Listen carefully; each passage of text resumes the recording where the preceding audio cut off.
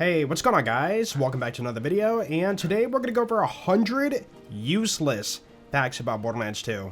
You don't need to know these, but I'm going to tell them anyways. Let's jump into it.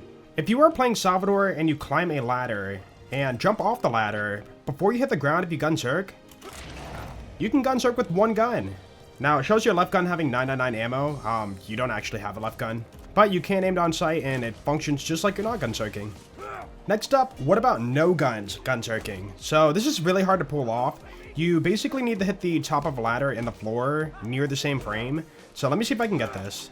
Oh, too far. There we go. Okay, that took way too long. Jeez. Anyways, you can see I have no guns now. And if I gun zerk, we now have no guns. I can't shoot, I can't aim down sight, I can't do anything. Silly glitch. For this one, all you gotta do is hold left click above your grenade icon on this bar right here, and drag over here, and then right click the top of your inventory, and your game crashes. Aha. As you know, you can open a vendor and look at all the cool stuff, but if you spam the interact button trying to enter the vendor, it derps it out. When playing Zero, over at the Holy Spirit's front door, if you throw your deception at the patio here, he'll just randomly die. Yeah. And you can talk to him, but it doesn't do anything. It also works on the way to Sparky Flint over at Wham Bam Island. Right here, if you throw Deception, it will just die. When looking at the right skill tree on any character, if you click on an icon, you can, highlight it with the yellow. Do that, go to your left tree, select a different icon, and then spam the right. And you will now be hovering over a blank skill tree slot. Probably a bug, but it makes you wonder if there was 4th skill trees planned for Borderlands 2. I don't know.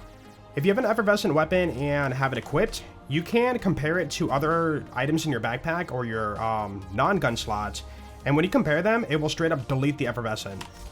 And now it's gone. But it's not gone. So if you save quit and jump back in the game, it will come back. Strange bug. Just a heads up, it's about to get loud, so if you have a Tesla grenade, as you might know when you throw it, it will connect one chain to an enemy. But if there's a bunch of enemies or a bunch of objects it can connect to, the audio effect stacks on itself, so... yeah, it gets really loud. Sorry. It gets really loud! Over in Tundra Express on the way to Tina, if you go to the right side of her entrance, there is a hole in the map. And you could just fall right through it and die. Kinda silly. Guns are supposed to damage enemies, but some of them can actually damage friendlies. So this involves the Tunguska, the Storm, the Hive, Sword Explosion, Unicorn Explosion, Axton's Nuke Skill, and the Anti-Infection Grenade. So with a gun, if you shoot the gun and drop it before the bullet lands, it will do friendly fire damage. Rip Timmy. When you meet Tina during the main story and she asks you to pick up 2 of the Badonkadonks, when you do a group pickup on one of them, you'll pick up the other one, as you might know. The other one leaves a hitbox. Yeah, it's still technically here, so you pick up the Badonkadonk and the hitbox remains. After you cycle the 3rd primer during the part where Sanctuary is about to take off, Lilith is going to disappear to a random location, but it's not entirely random. She actually teleports above Marcus's shop, so out of bounds over here, she is just, chilling until, she needs to come back and save Sanctuary. Also during this part, the middle of Sanctuary transforms and the floor kind of opens up, but they didn't remove the hitbox of the floor, so you cannot actually fall through and die. On older versions of the game, if you got to 1000 cuts for the first time during the main story and shot a rocket launcher through this waypoint, you hardlock your game and cannot proceed on. But eventually they did fix it so it no longer breaks. If you're on the mission for the target dummy on Zero, you can actually get a very long board chain using the Becca. So first off, kill him, and when he's coming back, try to get a headshot. And if you land it just right with the right timing, it will chain over and over. But it will not last forever. It's, limited. So there we go, we got it. And if you're lucky, it can last up to about like 30 seconds, but it won't go infinitely. In this case, we actually got a decent one. It just ended. That was 38 seconds of chain. Not bad. Makes you wonder how much damage that was. Even though you're not supposed to get on top of Bunker, he's actually a solid object. And so you can kind of fly the bunker, which is really, really fun. Here we go, we're flying away. Whee! Let's get back to the stage. I don't have execute. Oh well. When you encounter a loot midget, when they're jumping out of the box and you slag them before they hit the ground, they will become unslaggable. So you can see there, he just immediately washed it off, and now he can't be slagged. If you play on 60 FPS or higher, you might notice that step-ups will get you stuck sometimes. Right there I didn't get stuck. Right there I kind of got stuck. Yeah, that is because the game was built on 30 FPS for, you know, PlayStation 3 and Xbox back in the day. And pushing higher frame rate on older games causes issues like that for collision. Here's a fun one. So if you get slide while you're in a car, or by enemy bullets, or whatever like form of getting slide while you're in a car, if you jump out while you're slagged, you will be permanently slagged until you save quit. That means you take increased damage from every source of damage. So on PC, we can load the game so fast nowadays that we can actually load so fast that the code for the game for enemies taking damage or you taking damage isn't actually loaded yet. So if I load into a map fast and then like do self-damage, I don't take damage. And here's a good example of it happening on Bad Maw. No damage, and now he takes damage. The reflection of windows and mirrors in the game don't actually reflect what they're supposed to be showing. For example, here we're, you know, seeing this even though it's nowhere near us. In fact, it's kind of over there in the map, but it sells the illusion. Hey, I will give them credit though. The actual map and text and stuff has been mirrored, so good job. When you meet Dukino for the first time and get to the part where the mission evolves them into a rabbit variant, don't pick up the mission. Let's go to Did You Peek. You will notice that when you get a rabbit, they will have the exclamation point for the mission above their head, but you can't actually pick it up from them. I guess they copied and pasted Dukino's model to make the rabbit skag? I don't know. Here's a strange one. So if you take the Sawtooth elevator up to the top, you go to the Buzzard's Nest, as you know, but you can be inside the elevator and outside the elevator at the same time. It's very tricky to get, so let me see if I can get it here. That might be a little bit too close. There we go. Okay, so now we're going to kind of glitch out a little bit and then fall out of the elevator. And so when it gets up to the top, it's going to warp me to the top of the elevator, which is very, very odd. So let's give it a second here. A little bit longer, and haha, there we go. And now we got teleported up to the top. I guess it's like a failsafe or something. I don't know. When you kill a nomad with shock damage, they will actually turn purple like they're slagged. So here we go, we'll kill this guy. And notice how he turns purple, even though I never slagged him. When you summon Snowman, he will run towards the map, as you can see. If you throw singularities right here, you can actually pull up that model that runs towards the map. And yeah, he is massive. Look at this guy. Oh, there he goes. Goodbye. And yeah, the real boss fight still remains. Time for a game crash. So if you activate the vehicle boost button too many times too fast, you can crash your game. So I will go ahead and put this on free scroll down. And we are going to put a bunch of inputs in the boost and watch what happens. Okay, that time it didn't crash, but let's try it again. There we go. Oh! Nope, it didn't survive. Okay, game crash. For the Uncle Teddy mission in the base game, there is a vendor in the basement, and you can actually see the item poke out of the vendor if it's long enough. So this one has a Fox SMG. Let me see if I can get this right. So I will merge my face into the vendor. And you can see the Fox SMG right there, just kind of poking out. So if you get a long gun, let me show you what that looks like. There we go. The bandit exhaust on a Maliwan rocket launcher is poking out, so that should be a Maliwan rocket launcher for the item of the day. Yep, so weird. For this one, you can come over to Iridium Blight and open up the door by driving your car through, but if you park right in the middle of the door and swap seats, the game doesn't even know that you're still in the car, and will crush the car and like, yeah, kind of throw you under the map, and yep, you'll get kicked back into the map. What just happened? Let's do that one more time, but we're going to jump out this time. So there we go, swap seats and try to hop out. And now we're under the map, cool. I'm free. If you come over to Overlook and go towards the area where you fight Henry, right behind this spawn den is a little area in the rock. Yeah, this is a stuck spot. If you fall back here, you're stuck. You can't get out. The only way to get out is to save quit. While playing Maya, if you face lock Henry right before he hits the ground, he will continue to push through the ground before the face lock goes off, and then he will be under the map. And not only that, when the face lock ends, he will fall through the map and die. Hey, free kill, but you're not getting any loot. Here's a cool one. So if you trip a creeper to blow them up and phase lock them, your game crashes. You can't phase lock nothing, so the game freaks out. Yep. You might have noticed that the easy mode shield does Nova damage, but it never actually ever goes off. If your shield breaks, it will not Nova or do anything. But if you're holding the Law pistol specifically and have your shield break, it will go off. But it's going to be extremely weak and do like pretty much no damage. Yeah, 92 damage. That is because the easy mode is a ripoff of the order shield. So the Law and Order combo actually somewhat functions. Yeah, they used the order shield to make the easy mode shield, and they didn't remove all the functions from it. You ever notice that sometimes you're exploring and then suddenly you lose all of your HP for no reason? Well, there's a reason. Racks can get stuck in your hitbox and either you will lose all your HP or they will lose all their HP. Yeah, racks are pretty deadly. At the very start of the game, if you turn around and don't follow Claptrap and go to this garbage pile, there is a hidden ammo container in this garbage pile. It's very hard to see, but it's right there. You see it? Free ammo, I guess.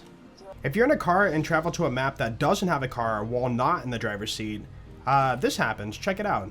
We'll jump in the back, we'll travel, and the game just kills you. Yep, that is a full death.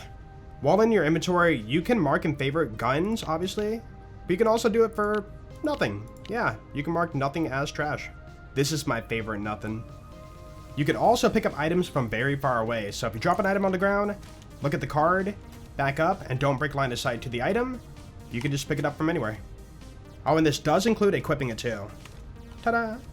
During the In Memoriam quest, if you come over to the door to travel to the Three Horns Valley, if you wait right here, you might see something happen. Oh, did you see it? Here, let me slow down the game. There it is. Yeah, the second echo is just flying through the map, and nobody knows why. If you are fast enough, you can grab it too. If you're playing Action, you can throw a ghost turret. So all you gotta do is hold down the fire button, tap reload, and then do action skill. And you will throw nothing out. At the bottom, you can see we do have the Battlefront icon, so the game thinks the turret is deployed and we're getting the bonuses from our skill tree from that, but there's no turret. If you find a bruiser type enemy, you might notice something floating by their hip. I'm gonna freeze time here. And yeah, there's just a floating little piece next to the bruiser. My best guess is it's a floating piece of the belt or the buckle or something, and it was misplaced. If you open up your inventory before you fall in a fight for your life, like on the same frame, you will lock up all of your controls. So let me see if I can get it. I might have got it there, let's see. So if I hold E to bleed out, yep, nothing happens. All of my buttons are doing nothing. The only way to fix it is to fully respawn back in, and then open your inventory again and close it. And now my buttons work again. Yeah, it's very strange. When playing on extremely high frame rate, if you find a conveyor belt in the game, such as over here at Tundra Express or Lynchwood, they're nearly impossible to jump on and like traverse. They are like very, very anti-walkable space. Yeah, I can't even get up this part here. It's like nearly impossible. Come on, let me up. Nope, okay. Oh, nope, it's really bad. Game is built on 30 FPS, more funky physics. While we're still in Tundra, if you are at the entrance and then bleed out in this specific location, you will go to Elpis. Let's freaking go, dude. I love it. Over at Frostburn Canyon, if you do the mission chain for the Cult of the Following from Lilith, you light up these statues and stuff, and it's kind of cool. It has this cool animation and whatnot, right? Well, they ripped it from a fire barrel in this exact location. So if I shoot like right here, you can see the fire barrel if this guy stops shooting me. Yeah, that's how they do it. They just copied and pasted it, and then made the barrel invisible. We all hate Veracitus, but we can make them worse. So if you grenade jump on top of them, or rocket jump or whatever, you can do a funny thing here. So I'm going to jump and then melee. And you can see we get a hit on him. This is going to give him a second shield. So he starts off the fight with a shield, and the chief has a second shield. Yeah, so we just made the fight like a lot worse. That shield is beefy, bro. Not good. And I guess while we're still in Canaryx Crag, the door travel to Hunter's Grotto seems like it's broken. It doesn't work, right? No, the interaction is on the left side of it, over here. They misplaced it. Alright, this one's extremely hard to show off in normal motion, so I'm going to show it off in slow motion. But when the Moonbase is shooting a loader down, you can actually phase lock them before they land. So one's shooting out right now. It's not a real loader yet. You got to wait for the name to pop up. So right any second here. Right there. You can phase lock it early. It'll hit the ground but not be there, but instead be where you phase locked it. Kind of cool. If you have a bandit shotgun with a Jacob's barrel and no sight on it, the iron sight, if you aim straight up and aim down sight, the gun kind of freaks out and goes in a circle. Also if you aim down too. Watch out for this one during your playthroughs. So if you're doing a playthrough and you have a class mod that boosts a specific skill, for example, here we have Grenadier that boosted it to 10 out of 5. If I respec, you can see there I have 20 grenades in the corner. If I respec and then spec back into the skill, we now have 10 out of 5 on Grenadier again. So we should have 20 grenades, right? Well, it shows I have 15. So make it common practice when you respec, you drop your class mod and pick it back up to apply the bonus. And there we go. We have 20 again. We made it to the bunker again, and this time we're going to go out of bounds. So this is completely pointless, but again, this is the 100 useless things in Borderlands 2. You can fall down here, fall on the rock, and then from here go all the way down the mine shaft. I show this in every single playthrough video. You might be very familiar with this. Get the dunk, hopefully. Of course not. And right behind you, right here, you can just walk through the wall. So jump on this rock. This ain't solid. You fall out of bounds, and you are now completely out of bounds. And you can go out as far as you want to. Well, until the world kills you. Bunker is so lonely now. But who's not lonely is Terra. Yeah, the Terra Easter egg out of bounds. You can come see it if you want to. He's chilling. When fighting Bloodwing, if you do too much damage, you can actually break the boss fight. Yeah, this will happen. I've had this happen during a melee run where I did a killing blow on Bloodwing and it just did this. And now the boss fight is permanently locked up. So you have to save quit to fix it. Oh! Yep, that's very normal. If you go out of bounds at Highlands Outwash, right here in this location, out of bounds by the way, you will encounter loaders. Yeah, the moonshots will shoot and then you'll just get like loader combat here. Yeah, why? Very strange. But they're here, they're real. I'm guessing that, you know, data got left over when they made the map and maybe they forgot to remove it or something. But yeah, that can happen. If you go over to your bar challenges, you might notice that there's an option to reset your challenges if you've done them all. That is called prestiging your bar. You can see here I've done it 10 times on this character. Not legit, save edited. But each time you do it, the game will get laggier and laggier. So if you do it over 100 times, your game will be pretty much unplayable with the horrible frame rate. I'm guessing it's just loading too much data. Check this out, check this out. I'm gonna hit Big Bertha for 913k. I'm gonna slag him. Look, he's purple, right? 913k. You cannot slag Big Bertha. It is a lie. If you take a doll pistol with a Vlad sight, check this out. You see it? No? Let me slow the game down. Alright, watch the sight right here. Are you ready? Aha. When a gun kicks back, the glass part of the sight follows along with it. I guess at normal speed you don't really see it that well, it just happens so fast, but now you can't unsee it. When you kill the warrior, be careful, cause yeah, his head can actually kill you. Yep. In fact, I've seen somebody lose the 1 life challenge to this, and that is very unfortunate. If you kill Terramorphous and stick around, strange things will happen in the map. Oh, you see that? You might be wondering what that is. And even fire tentacles will spawn in the arena after the fight too. I'll tell you why. You know how when you blow the horn, the Terramorphous will like open the gates and come towards the map? Just like Snowman we showed earlier, that is a second version of Terramorphous. But not only that, this time it's not a dummy like Snowman is, but instead it's an actual copy of Terramorphous under the map. Let's go find him. Ah, there he is. Yep, second Terramorphous. So yeah, that rock throw earlier was from the tentacles under the map throwing a rock straight up at the floor because we're right above it. And that's what you saw. There is a bar challenge that can break in the game and many people have encountered this, and that is the Slag Lick challenge. For tier 5, if you do too much slag damage, you know, let's say you're UVHM or OP10 or whatever, you can bypass the limit and then break the challenge and it will never complete. On a loading screen, you will never see elemental guns. For example, you see we have shock here, the blue colors on the gun, or green here for corrosion. The elemental lights do not appear at all on loading screens for the items. So you will never actually see that, but instead you will see a purple glow. And you might think slag, but that's actually no elemental lights on it at all. Which is why people claim they see the famous slag fastfall on the loading screen. But instead, the elemental lights are turned off and you just see purple.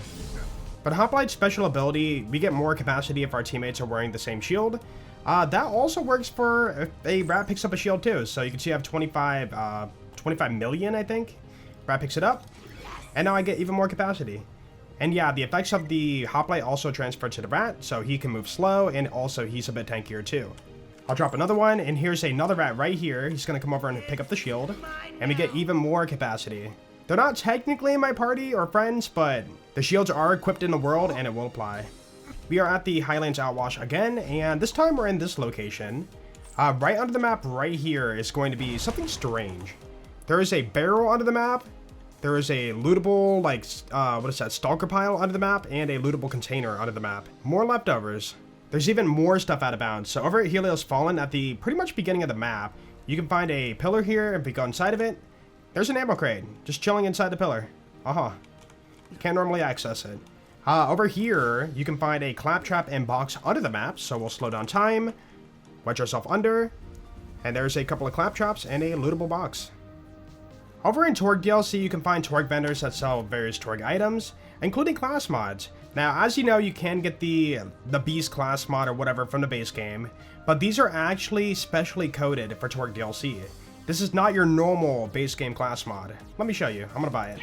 If you open up Gib Save Editor and look at the Beast class mod here, it is tagged with the Mr. Torgue's Camping of Carnage tag, which means, technically by definition, this is a unique item. And as for the legendary and all the base game items, they are not specially tagged for Torgue DLC, only the class mods.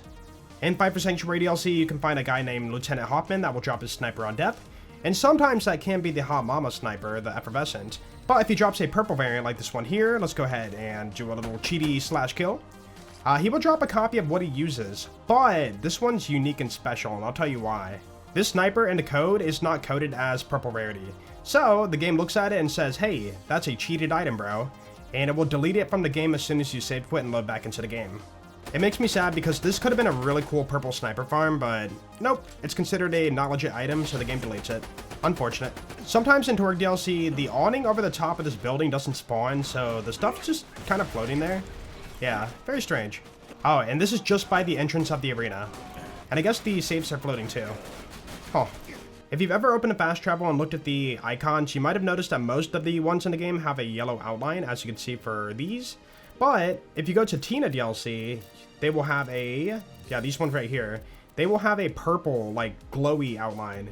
And then for some reason, only for Fight for Sanctuary DLC, they copied and pasted these special ones that Tina uses on those maps. So those ones also have the purple glowy outline. There's a very unfortunate bug in the game that is not well documented, and that is if you're in the Mines of Avarice in Tina DLC, your friends cannot join your game. Yeah, so if you're in this map, they can't join. Go to a different map, get them to join in, and then you can travel here. Over in Helios Fallen, there is one locker in the game, only one, that has a shelf in it. The only one in the game. Every other locker has nothing. Why did they put extra time into this locker? It really makes you wonder. While playing Zero, there's a really nasty bug that can happen to you. So if you're not at full ammo, enter Deception, reload, hold the fire button, and execute into an enemy, you will lock up your character. I legit cannot move right now. I am stuck. Also, my gun goes invisible too. All I can do is shoot, and I cannot control my character whatsoever. So you either have to re-execute again to fix it, like that, or you have to save quit and jump back in the game. Over in Pete's Bar, there's a door right here, but if you look at the thinness of the wall, how does this door even work? In fact, if you kill off enemies and like watch, they can just spawn there and just walk through the wall as they're opening the door. It's quite funny. When you're on the final mission of Clan Wars, you have to choose a side, and if you side with the Hodunks and kill off the Zappards, something bad can sometimes happen. Let's see if we can pull it off. Alright, all the Zappards are dead, and we're going to talk to Tector Hodunk. Guess what? We can't. Yeah, there's a bug to where you cannot turn in the mission. So you have to save quit, jump back in the game, and run all the way back to the Hodunk camp to turn it back in. Very unfortunate. In Sanctuary, when it finally takes off and it's in the air, you can find a floating door out of bounds. Yep, there's a floating door. That's all you need to know. Man, these facts are useless. But they're cool. They're cool.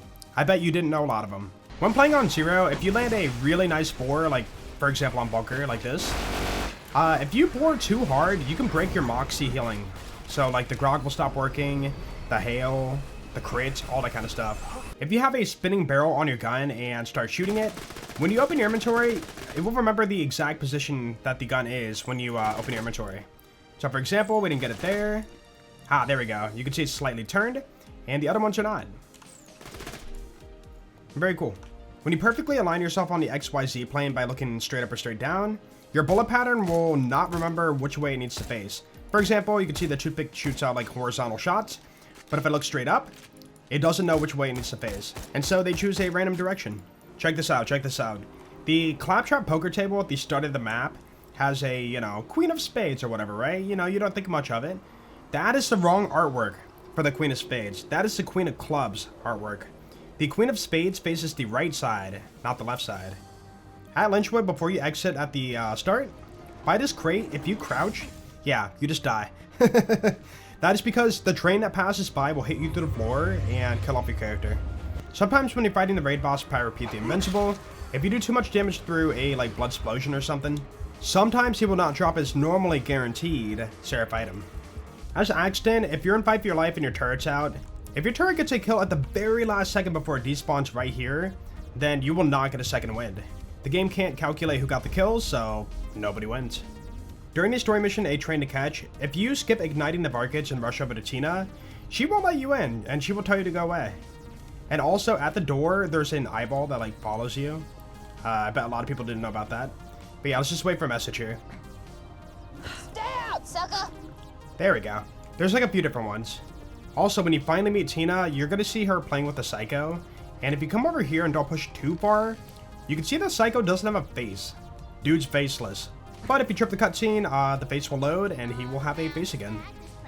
There's one more thing in this map here, so if you go over to where Tina's at, after you finish this story mission for this map, you know, kill Wilhelm and all that stuff, something weird will happen sometimes inside Tina's cave. Oh, there we go. Random shield falls from the ceiling, and that is because Mordecai is still loaded on top of the tower in the map, like in the main story, but because the mission's done, he gets deloaded. Basically, he dies and drops his shield. And so the shield sometimes falls all the way down and falls into this room. Kinda cool. For this one, we gotta find a loot midget out of a container, so let me do some searching around. Hey, there we go. Alright, so what we're gonna do here is leave the map and come back. Don't kill him off. So we're gonna leave, turn around, go back, and something strange is gonna happen. He is now going to drop to level 2. Aha. And also, they don't drop any loot, just demo. We've made our way to the bunker door, and instead of going in, we're gonna go up here. So let's go ahead and do a little cheaty fly. And you're gonna find a floating blue thing somewhere. Somewhere over here. Ah, there it is. Yeah, there's a floating thing here that you can use, but it doesn't do anything. I don't know what this is, but it's a thing. If you are early in your playthrough and go to the dust early, like before you're supposed to meet like Ellie and stuff, the garage is closed. Yeah, sorry, we're closed. Cool detail. At the dust, this bandit car will spawn right here when you load the map. But if you leave the map and come back, it will deload the enemies out of the seats, and something really cool will happen. So we'll go through this door, turn around and go back. And you might notice there's a floating dude right there. He's been ejected out of his seats. They've been kicked out of their car, so it is now my car. Car might die, but basically I can steal their bandit car. Yeah, but the unfortunate thing about this car is it cannot regen health, and also it is pretty much useless. It does no damage. Oh, and one of the variations of this car is actually broken. You just kind of stand in the seats. And if I go to the back seat or the turret, yeah, it's very strange. We should never have this car, and it was never fully implemented. As you might know, in Ellie's area, you can use the car crusher to, well, crush yourself. But if you stand in this corner over here, you can avoid getting crushed. So stand here, and you are perfectly safe. No death. During the main story, Roland gets taken by Warden over to the Bloodshot Ramparts, and if you don't kill Warden fast enough, he will take him over to Friendship Gulag, where you fight him here. Funny enough, if that never does happen in your playthrough, Roland's assault rifle will still end up on the ground over here. This is a White Rarity Jacobs, and that is Roland's assault rifle. And it will randomize too, the manufacturer and whatnot. So let's jump back in, run back, and this time we have a Vladoff. Look at that, just laying on the ground there. The distance you are from a mission turn-in will determine how big or small the item will be when you inspect it for your item reward. So right here, I'm going to be very far away, turn a mission, look at it, and the item is very large, very large. But if I'm really close to the turn-in, check this out. All right, so now we're like right on top of it. We're going to turn it in and inspect, and now it's a lot smaller. A lot smaller. But if I were to cheat and put myself inside the mission turn-in like this, check how small it can get. Yeah. So tiny. Here's a pretty interesting one. So when you have a weapon drop in a world, if you don't look at it when it hits the floor and come back in a second later, the game will default face them all to the west side. So you can see here, they are all pointing their barrels towards the west. And fun fact, this happens for the pre-sequel and Borderlands 1 also. Jump on any character in the game, it doesn't matter. And what you're gonna do is hold the fire button, tap reload, and hold the fire button down as you jump into a car. So fire button, reload, I'm holding fire button still, I jump in the car, and what's gonna happen here is I will still be able to shoot my gun in the car. So right now I'm shooting hive shots while in my car. Also, it is consuming ammo, so it's not infinite. We will run out. Now we're at Scarlet DLC at Wormwater, and there's this ladder here that you climb up to hit a switch for the main story. But this is the only ladder in the game you can strafe left and right on. No other ladder in the game will let you do this. Why is this ladder so special? During the Tina DLC main story, you're supposed to punch a guy and make him explode. But if you time it perfectly right, you have a few frames to where you can punch him and he does explode, but his character model still remains and he runs away. Dude's supposed to be Chunks right now, but he's not. I'm having fun. In the Fight for Sanctuary DLC at the Writhing Deep, you know, the raid boss map for Hatterax, if you have on the toothpick and retainer, you can run fast and jump high in this map. But if you come over to this corner and jump against the wall, you can actually spot Hatterax planking out of bounds. And this is because this is cutscene Hatterax. Yeah, but he's just, you know, he's just chilling. I would still love you if you were a worm. Wait, if you aim down sight and throw Deception, you can, like, deploy it faster. But if you super quickly break Deception by shooting, like, right after you activate it, you can get those red circles from Boar on weak points on enemies permanently. Even though Deception's over, you can still see them. The numerical order on vendors is actually wrong. So you can see here 1, 2, 3, 5, 4, 6, 7, 8, 9. 4 and 5 are switched around. There are quite a few things hidden on a respec station. So for example, if you look at the text here, not responsible for personal injury, including but not limited to big feet, loss of eyes, and multiple head syndrome. Down here we have Neon Cat, you know, the old meme right there. And then also, they're manufactured by Anshin. The machines are. Pretty cool. Over in Tina DLC at the forest, you might notice a red dot out of bounds over here sometimes. That is an invisible pixie. And, yeah, just don't worry about them. Why are they there? I do wonder. If you're playing Gage and get a Barkid Pod, if Death Trap kills that Barkid Pod, you don't get any XP for it. It's probably a bug, quite literally. And, yeah, it's unfortunate. For this one, big thanks to Gas Mask. This one kind of blew my mind. But in Tina DLC at Unassuming Docks, I have a mod to show the kill planes. You know, if you go out too far, you die. But right behind the spawn, there's barely a gap here to actually avoid the kill plane and just go out of bounds. Yeah, so here's the wall of the kill plane. Here's the other wall. You can just walk in between these. And you will fall through the map eventually and die, but yeah, you're not supposed to be out there. Even though we've already covered 100, let's do one more just for the fun of it. At Doc Mercy's lair, there's a barrel, like, out of bounds, stuck in the wall. Yeah. Why is it there? Anyways, thank you guys for watching this video. I hope you learned something, even though this is completely useless knowledge. But nonetheless, I hope it was fun. Let me know your favorite one in the comments below, and yeah, I will see you guys in the next video. Peace out.